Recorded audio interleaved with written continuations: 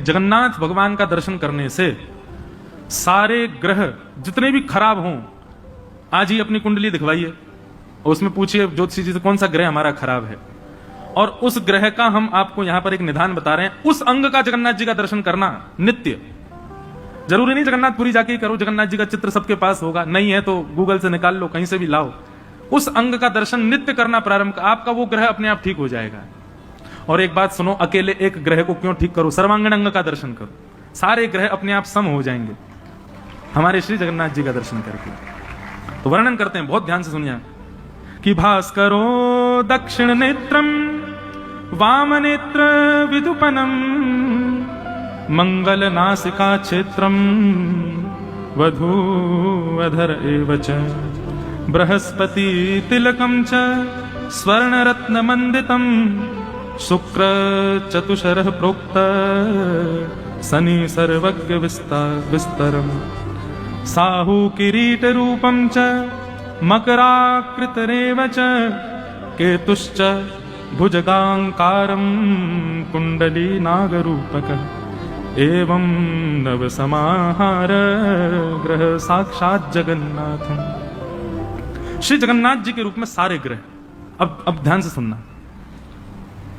सूर्य, ये सूर्य जो है ये जगन्नाथ भगवान का वाम नेत्र, ये सूर्य है। चंद्र जो है, सूर्य जो है ये दाहिना नेत्र है और चंद्रमा जो है ये वाम नेत्र है। तो जब आप दाहिना नेत्र दर्शन करते हैं श्री जगन्नाथ जी का, आपका सूर्य ग्रह सम हो जाता है, और वाम नेत्र का दर्शन करते हैं तो चंद्र ग्रह सम हो जाता है। फिर मंगल ग्रह कौन सा है, बोले नासिका, श्री जगन्नाथ जी की जो नासिका है वो मंगल ग्रह का द्योतक है। बुध भगवान का जो मुंह है, मतलब मुखमंडल, वो बुध का स्वरूप है श्री जगन्नाथ जी का।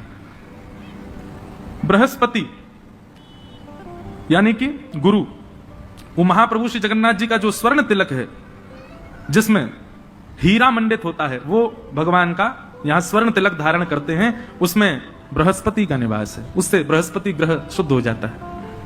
शुक्र, मुखार बिंद को देखने पर चार कोने जो जगन्नाथ जी के दिखाई देते हैं, ऐसे जगन्नाथ जी का रूप कैसा है, ऐसे पूरा मुख है, तो ये जो चार कोने हैं श्री जगन्नाथ जी के, उनका दर्शन कर। बीच बीच में भैया वो बड़ी वाली एलईडी में जगन्नाथ जी दिखा देना हो तो, नहीं तो हमारे ये बैठे लो सब रे ग्रह बैठ के कथा सुन रहे हैं श्री जगन्नाथ।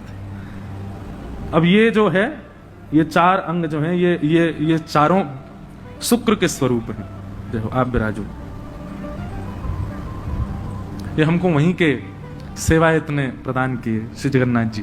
बोले इसके भाव से नित्य श्री जगन्नाथ जी आपकी कथा में रहेंगे तो बहुत सुख मिलता है। श्री जगन्नाथ महाप्रभु कथा श्रवण करते हैं तो शुक्र यानी कि मुखमंडल के जो चारों कोने हैं उनका दर्शन करने से शुक्र ग्रह शुद्ध होता है।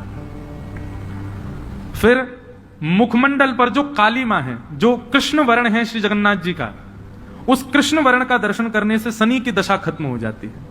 किसी को शनि, अच्छा एक बात कहें, शनि की दशा 7.5 आदि ये बुरी नहीं होती है।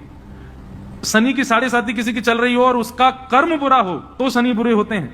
यदि शनि की 7.5 आ जाए और व्यक्ति का कर्म शुद्ध हो तो शनि 7.5 बहुत ऊंचाई पर भी पहुंचा देती है। तो शनि किसी के यदि थोड़े गड़बड़ा रहे हों तो श्री जगन्नाथ जी के मुखमंडल पर कृष्ण वर्ण यानी कि काली, जो काला स्वरूप है जगन्नाथ जी का, उसका दर्शन करो। राहु, मुखार बिंद पर स्वर्ण आकार की जो रेखाएं हैं वो राहु का दर्शन, राहु को सम करती हैं। और केतु, मुखार बिंद के नीचे का